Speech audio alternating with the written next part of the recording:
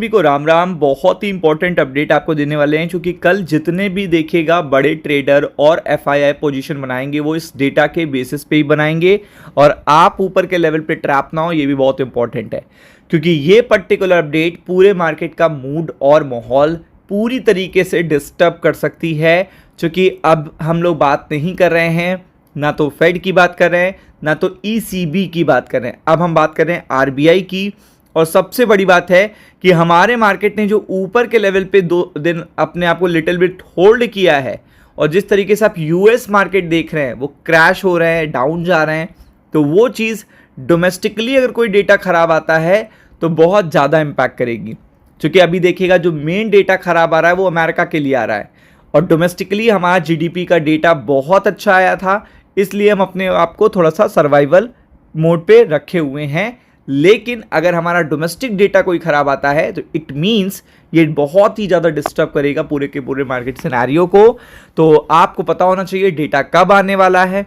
कल देखिएगा जो पोजीशनिंग होगी लास्ट में वो इसी बेसिस पे होगी, क्योंकि सभी को पता होगा कि ये डेटा आने वाला है। और पोल्स आ चुके हैं, तो मैं बात कर रहा हूँ इंडिया के इन्फ्लेशन के नंबर्स का। तो देखिएगा इंडिया के जो इन्फ्लेशन के नंबर हैं वो आने वाले हैं 24 घंटे के बाद।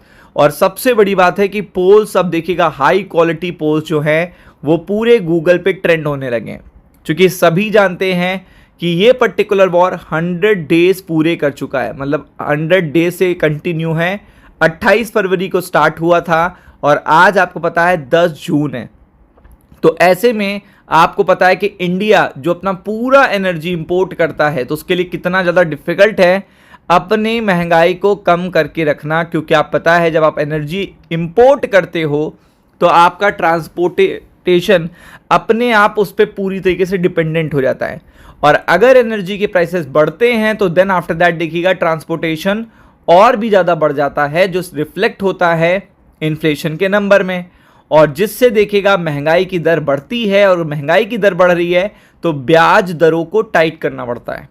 तो आप देख सकते हैं कि इंडिया का इन्फ्लेशन बहुत दिनों बाद, बहुत टाइम बाद 4.1%, 4% के ऊपर आ सकता है। यानी कि जो अभी तक कंफर्ट लेवल था, जिस बेसिस पे आपने देखा पिछले 1 साल में जो पॉलिसीज आई हैं, बहुत सॉफ्ट पॉलिसीज आपने देखी।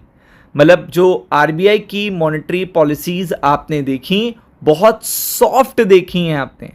इसीलिए देखी थी क्योंकि हमारे इन्फ्लेशन के नंबर 1% तक पहुंच गए थे, वो भी सीपीआई की मैं बात कर रहा हूं। तो उस कारण से देखिएगा वो जो सॉफ्टनेस है वो खत्म हो जाएगी, क्योंकि अब कंफर्टेबल लेवल के ऊपर डेटा आ सकता है, वो भी इसी बार का डेटा।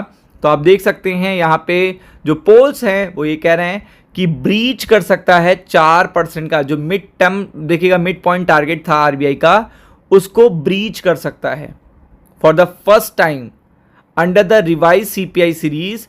और आप देख सकते हैं इसमें मेन जो कारण होगा वो फूड का होगा, और इनिशियल इम्पैक्ट फ्यूल हाइक का होगा। तो आपको पता है कि एनर्जी तो आपको पता है इम्पैक्ट करेगी ही करेगी, मतलब इसमें तो डाउट नहीं है, एनर्जी तो इम्पैक्ट करेगी।